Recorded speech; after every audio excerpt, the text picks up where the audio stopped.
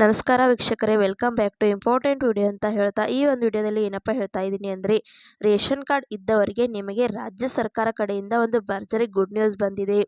ರಾಜ್ಯ ಸರ್ಕಾರದ ಕಡೆಯಿಂದ ಇದು ಒಂದು ಲೇಟೆಸ್ಟ್ ಆಗಿ ಬಂದಿರುವಂಥ ಒಂದು ಭರ್ಜರಿ ಗುಡ್ ನ್ಯೂಸ್ ಆಗಿದೆ. ಇದು ತುಂಬಾ ಇಂಪಾರ್ಟೆಂಟ್ ಗುಡ್ ನ್ಯೂಸ್. ಈ ವಿಡಿಯೋನ ಎಲ್ಲರೂ ಕೂಡ ವಿಡಿಯೋನ ಕೊನೆವರೆಗೂ ನೋಡ್ತಾ ಹೋಗಿ ಕ್ಲಿಯರ್ ಆಗಿ ಎಲ್ಲ ಇನ್ಫಾರ್ಮೇಷನ್ ಕೂಡ ತಿಳಿದುಕೊಳ್ಳುತ್ತೀರಾ. ವಿಡಿಯೋನ ಮಧ್ಯದಲ್ಲಿ ಸ್ಕಿಪ್ ಮಾಡದೆ ಕೊನೆವರೆಗೂ ನೋಡ್ತಾ ಹೋಗಿ.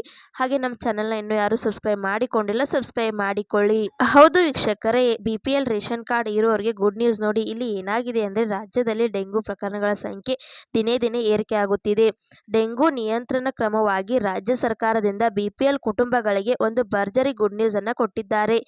ಈ ಸಂಬಂಧದಿಂದ ರಾಜ್ಯ ಆರೋಗ್ಯ ಇಲಾಖೆಯಿಂದ ಸರ್ಕಾರದ ಪ್ರಧಾನ ಕಾರ್ಯದರ್ಶಿಯಾದ ಹರ್ಷ ಗುಪ್ತಾ ಅವರು ಸುತ್ತೋಲೆಯನ್ನು ಹೊರಡಿಸಿದ್ದು, ರಾಜ್ಯದಲ್ಲಿ ಡೆಂಗು ಜನ ಪರಿಸ್ಥಿತಿಯ ಸೂಕ್ಷ್ಮ ಮೇಲ್ವಿಚಾರಣೆಗೆ ವಾರ ಪ್ರಾರಂಭಿಸಿ ಡೆಂಗು ಪೀಡಿತರ ಮೇಲೆ 14 ದಿನಗಳ ನಿಗಾ ವಹಿಸಬೇಕು ಎಂದು ಜಿಲ್ಲಾ ಅಧಿಕಾರಿಗಳಿಗೆ ಸೂಚಿಸಿದ್ದಾರೆ.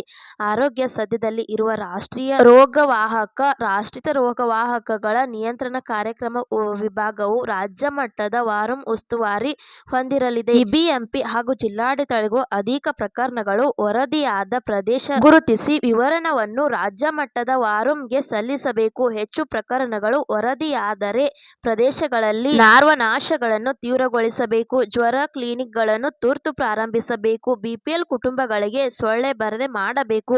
ಒಂದು ಆರೋಗ್ಯ ಇಲಾಖೆಯ ಪ್ರಧಾನ ಕಾರ್ಯದರ್ಶಿಯಾದ ಹರ್ಷಗುಪ್ತಾ ಅವರು ಸುತ್ತೋಲೆಯನ್ನು ಹೊರಡಿಸಿದ್ದಾರೆ.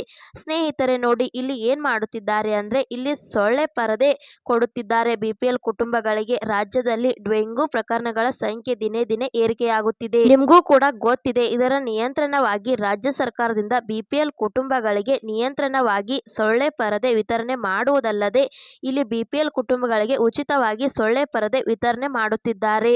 ನೋಡಿ ಸ್ನೇಹಿತರೆ, ಡೆಂಗು ನಿಯಂತ್ರಣಗೋಸ್ಕರ ಸೊಳ್ಳೆ ಪರದೆ ವಿತರಣೆ ಮಾಡುತ್ತಿದ್ದಾರೆ BPL ಕುಟುಂಬಗಳಿಗೆ. ಇದು ಬಂದಿರುವಂತ ಗುಡ್ ನ್ಯೂಸ್ ಆಗಿದೆ ರಾಜ್ಯ ಸರ್ಕಾರದ ಕಡೆಯಿಂದ. ಮತ್ತೆ ಗೃಹಲಕ್ಷ್ಮಿ ಯೋಜನೆ ಬಗ್ಗೆ ನೀವು ಕೇಳುವುದಾದ್ರೆ, ಗೃಹಲಕ್ಷ್ಮಿ ಯೋಜನೆ ಹಣ ಆದ್ರೆ ಜಮಾ ಆಗುವುದಕ್ಕೆ ಸ್ಟಾರ್ಟ್ ಆಗಿದೆ.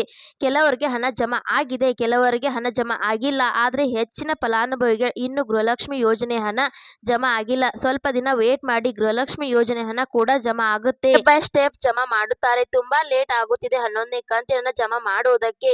ಏನು ಮಾಡುವುದಕ್ಕೆ ಆಗಲ್ಲ. ಇನ್ನು ಕೆಲವು ದಿನಗಳಲ್ಲಿ ವೇಟ್ ಮಾಡಿ. ಇಷ್ಟು ದಿನ ವೇಟ್ ಮಾಡಿದ್ದೀರಾ, ಸ್ವಲ್ಪ ದಿನ ವೇಟ್ ಮಾಡಿ. ನಿಮಗೂ ಇನ್ನು ಬಂದಿದೆಯಾ ಇಲ್ಲ ಅನ್ನೋದನ್ನ ಕಮೆಂಟ್ ಮುಖಾಂತರ ತಿಳಿಸಿ. ಎಲ್ಲರಿಗೂ ಕೂಡ ಗೊತ್ತಾಗುತ್ತೆ ಯಾರಿಗೂ ಹಣ ಬರುತ್ತಿದೆ, ಯಾರಿಗೆ ಹಣ ಬರುತ್ತಿಲ್ಲ ಅನ್ನೋದು ಕೂಡ ಗೊತ್ತಾಗುತ್ತದೆ. ಈ ಒಂದು ವಿಡಿಯೋ ಇಂಪಾರ್ಟೆಂಟ್ ಆಗಿರುವುದರಿಂದ ಎಲ್ಲರಿಗೂ ಕೂಡ ಶೇರ್ ಮಾಡಿ. ಹಾಗೆ ಈ ವಿಡಿಯೋ ನಿಮ್ಗೆ ಇಷ್ಟ ಆಗಿದೆ ಅಂತ ತಿಳ್ಕೊತೀನಿ. ಇಷ್ಟ ಆದ್ರೆ ಲೈಕ್ ಮಾಡಿ, ಶೇರ್ ಮಾಡಿ, ಸಬ್ಸ್ಕ್ರೈಬ್ ಮಾಡಿ ಅಂತ ಹೇಳ್ತಾ ಮತ್ತೆ ಮುಂದಿನ ಮಾಹಿತಿಯೊಂದಿಗೆ ಸಿಗೋಣ. ಅಲ್ಲಿ ತನಕ bye bye, take care friends.